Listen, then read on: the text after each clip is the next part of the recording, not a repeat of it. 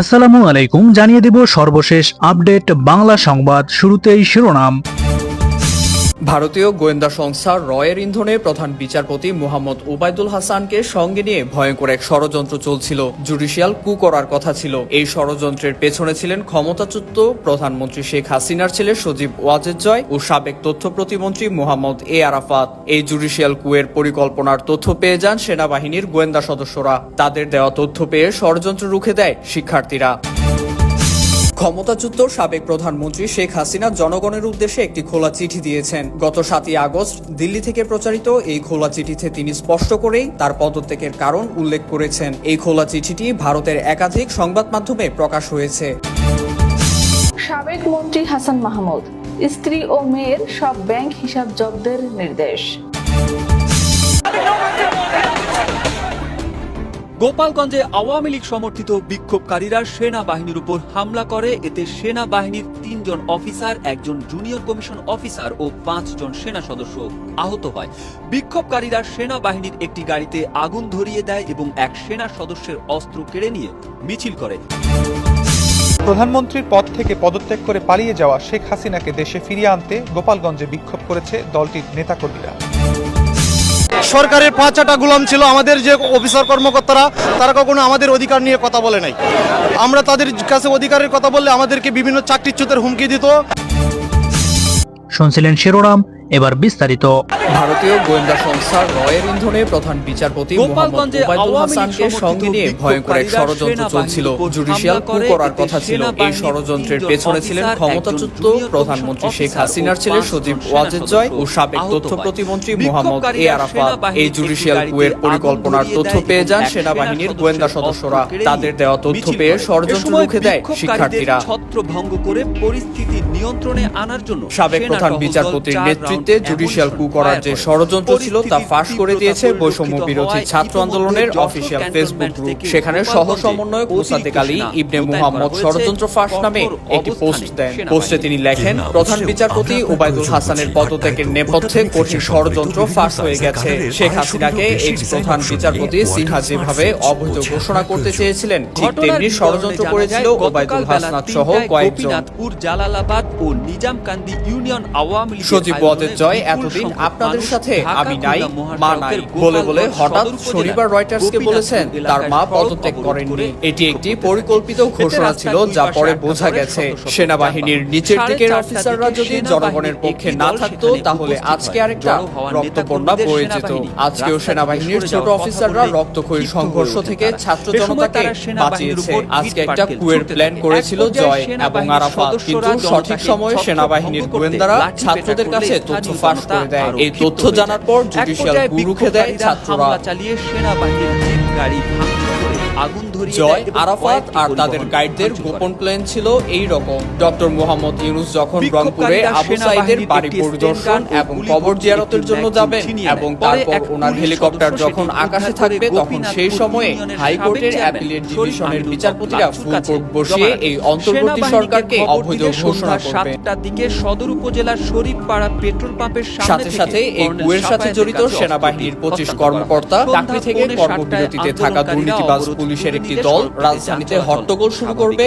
আর শেখ হাসিনা ভারত থেকে বাংলাদেশে চলে আসবেন এবং সাথে সাথে আওয়ামী লীগের আত্মগোপনে থাকা নেতাকর্মীরা মাঠে চলে আসবেন।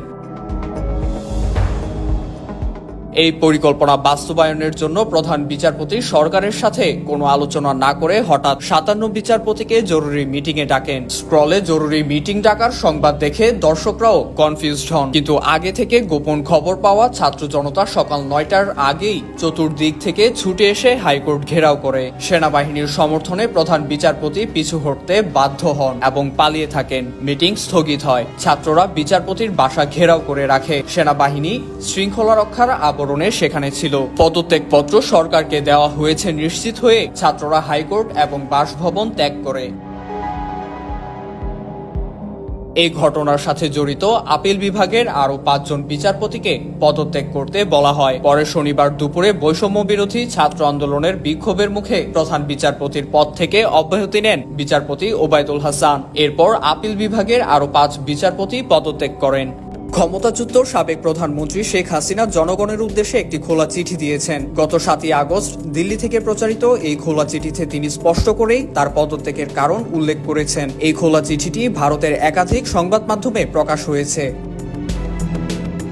চিঠিতে তিনি লিখেছেন, আমি পদত্যাগ করেছি শুধুমাত্র লাশের মিছিল যেন আর না দেখতে হয়। ছাত্রদের লাশের উপর দিয়ে ক্ষমতায় যেতে চেয়েছিল ওরা, আমি তা হতে দেইনি। ক্ষমতা দিয়ে এসেছি, ক্ষমতায় আমি থাকতে পারতাম যদি সেন্ট মার্টিন দ্বীপ আর বঙ্গোপসাগর আমেরিকার হাতে ছেড়ে দিতাম। অনুরোধ রইল, তোমরা ব্যবহৃত হইও না। আমি বলে এসেছি, আমার সোনার বাংলার সন্তানদের যারা লাশ করে ঘরে ফিরিয়েছে তাদের যেন বিচার করা হয়। তিনি আরো লিখেছেন, হয়তো আজ আমি দেশে থাকলে আরো প্রাণ ঝরতো, আরো সম্পদ ধ্বংস হতো। আমি নিজেকে সরিয়ে নিয়েছি, তোমাদের জয় দিয়ে এসেছি। তোমরা ছিলে আমার শক্তি, তোমরা আমাকে চাওনি। আমি নিজেও তখন চলে এসেছি, পদত্যাগ করেছি। আমার কর্মী যারা আছেন কেউ মনোবল হারাবেন না। আওয়ামী লীগ বারবার উঠে দাঁড়িয়েছে, আপনারাই দাঁড় করিয়েছেন। আশাহত হবেন না, আমি শীঘ্রই ফিরবো ইনশাল্লাহ। পরাজয় আমার হয়েছে, কিন্তু জয়টা আমার বাংলাদেশের মানুষের হয়েছে।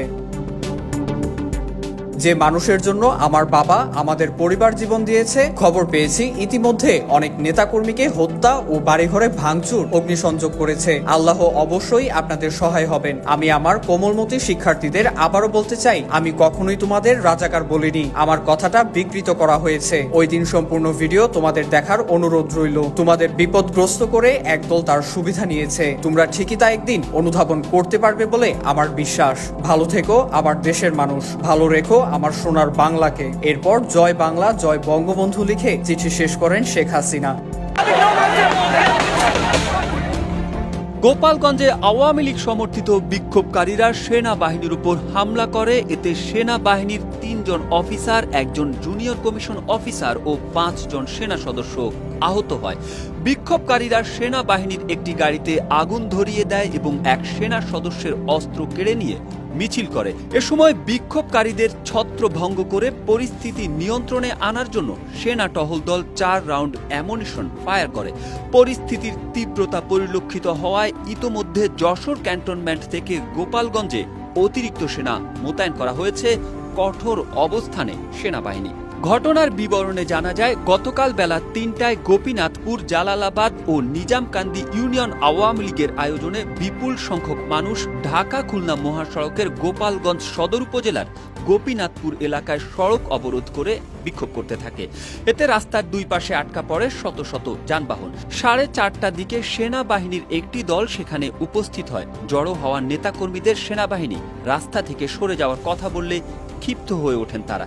এ সময় তারা সেনাবাহিনীর উপর ইট পাটকেল ছুটতে থাকে। এক পর্যায়ে সেনাবাহিনীর সদস্যরা জনতাকে ছত্রভঙ্গ করতে লাঠি পেটা করলে স্থানীয় জনতা আরও ক্ষিপ্ত হয়ে যায়। এক পর্যায়ে বিক্ষোভকারীরা হামলা চালিয়ে সেনাবাহিনীর জিপ গাড়ি ভাঙচুর করে আগুন ধরিয়ে দেয় এবং কয়েকটি পরিবহন ভাঙচুর করে। বিক্ষোভকারীরা সেনাবাহিনীর একটি স্টেন গান ও গুলি ভর্তি একটি ম্যাগজিন ছিনিয়ে নেয়। পরে এক পুলিশ সদস্য সেটি উদ্ধার করে গোপীনাথপুর ইউনিয়নের সাবেক চেয়ারম্যান শরীফ আমিনুল হক লাচ্চুর কাছে জমা রাখেন। সেনাবাহিনীকে খবর দিলে সন্ধ্যা 7টার দিকে সদর উপজেলার শরীফপাড়া পেট্রোল পাম্পের সামনে থেকে কর্নেল সাফায়াতের কাছে অস্ত্রটি হস্তান্তর করা হয়। সন্ধ্যা 6:45টায় আন্দোলনকারীরা অবরোধ তুলে নিলে সড়কটিতে যান চলাচল স্বাভাবিক হয়। সাবেক মন্ত্রী হাসান মাহমুদ, স্ত্রী ও মেয়ের সব ব্যাংক হিসাব জব্দের নির্দেশ। সাবেক পররাষ্ট্রমন্ত্রী ও আওয়ামী লীগের শীর্ষ পর্যায়ের নেতা হাসান মাহমুদ তার স্ত্রী ও মেয়ের সব ধরনের ব্যাংক হিসাব জব্দ করার নির্দেশ দিয়েছে আর্থিক গোয়েন্দা বিভাগ। বাংলাদেশ ফাইন্যান্সিয়াল ইন্টেলিজেন্স ইউনিট এই নির্দেশ সব ব্যাংক ও আর্থিক প্রতিষ্ঠানে পাঠিয়ে দিয়েছে। শেখ হাসিনা সরকারের পতনের পর থেকে হাসান মাহমুদকে প্রকাশ্যে দেখা যায়নি।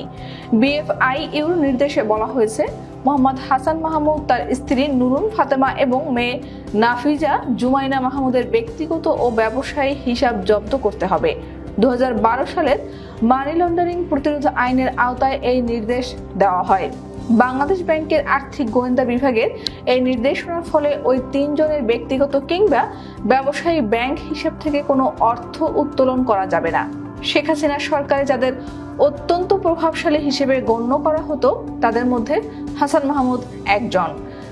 গণ আন্দোলনের মুখে শেখ হাসিনার দেশ ত্যাগের পর হাসান মাহমুদও দেশ ছাড়ার চেষ্টা করেন, কিন্তু ব্যর্থ হন।